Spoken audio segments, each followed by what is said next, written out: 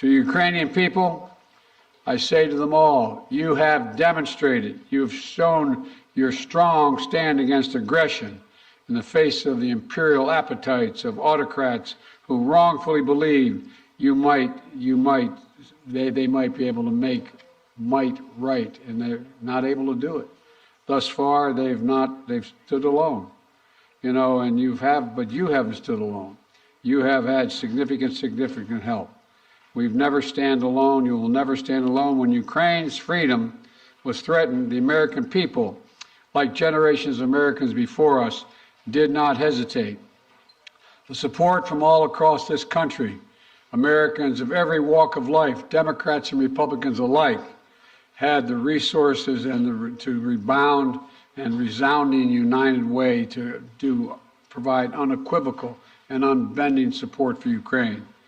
Because we understand in our bones that Ukraine's fight is part of something much bigger. The American people know that if we stand by in the face of such blatant attacks on liberty and democracy and the core principles of sovereignty and territorial integrity, the world would surely face worse consequences.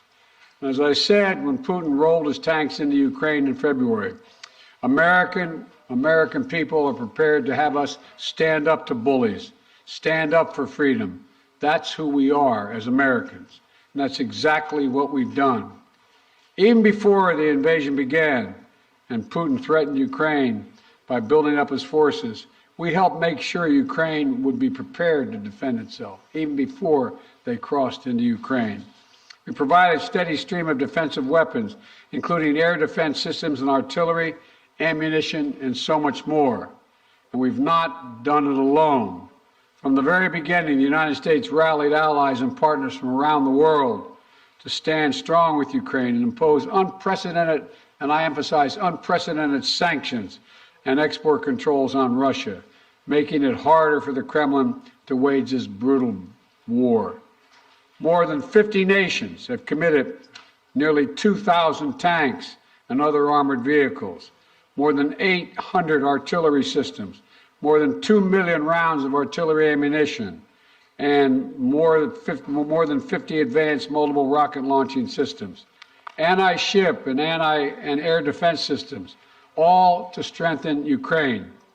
Together, we provided billions of dollars in direct budgetary support to make sure the Ukrainian government can keep providing basic fundamental services to the Iranian people, like health care, education, and emergency personnel.